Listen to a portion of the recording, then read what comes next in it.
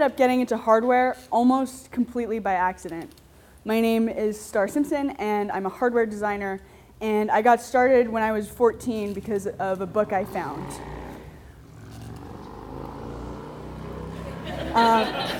I found that book in this old computer lab at my high school that had been abandoned, and I kind of knew, I was curious about how the world worked, but I didn't really know where to start, and I saw that book, and I knew that I needed to take it home with me for the summer. And I got home and agreed, this is wild, but I'm gonna put that book back. I had this book for 3 months and convinced my mom to buy all the parts I needed for it from Radio Shack. And to me, it was a huge purchase. I couldn't believe that she went in for it. And that summer, every single day, I got up and I built every single project in that book cover to cover. There were like 21 projects. It took a lot, sometimes a week to build one of these up. And I had a complete blast. I think in retrospect, my mom got the deal on that one. And I built all these projects. I built one that had like a game with like timing. I built something that like counted up one of those cool number displays. I built something that had like a memory, so you remember what LED should be on, even if the circuit was off. This is like amazing revelation. I really felt like I learned something.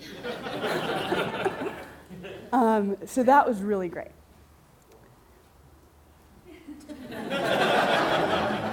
Good thing Han Solo's cute. And the thing is, it's not just me. So this is a page from the book, and I know engineers to this day who've designed products for hundreds of thousands of people, if not millions, who still think in terms of those electron guys that look like M&Ms. And it was really formative. So I ended up going back to my high school. I did put the book back and became captain of my high school robotics team. I ended up going on to MIT, building all kinds of things and getting a job as an electrical engineer. But today's world is not the same as the one I grew up in. So this is a map of where Radio Shack has closed. It's a map of the United States, basically.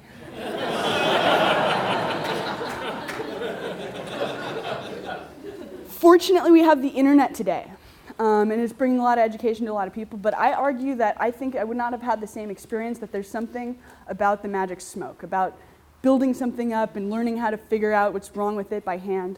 I think the tactile part matters. So for a long time, I forgot about that book, and I just remembered about it recently. This is the book, Getting Started in Electronics. Here it is. It's by Forrest Mims.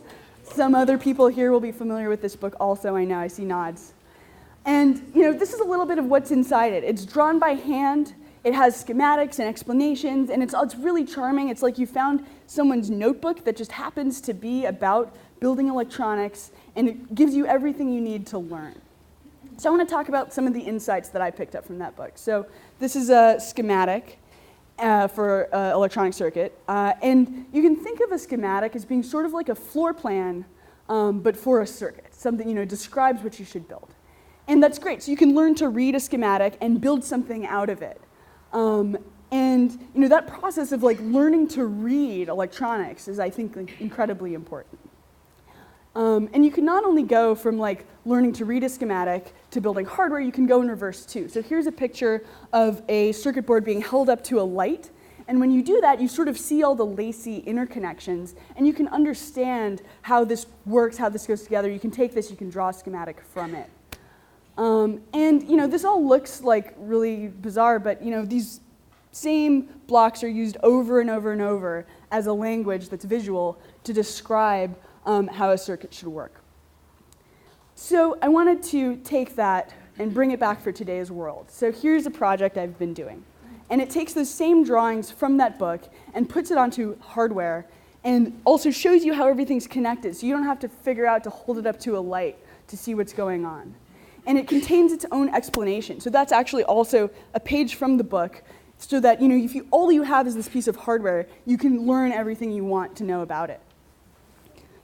And there's the page number. It's great.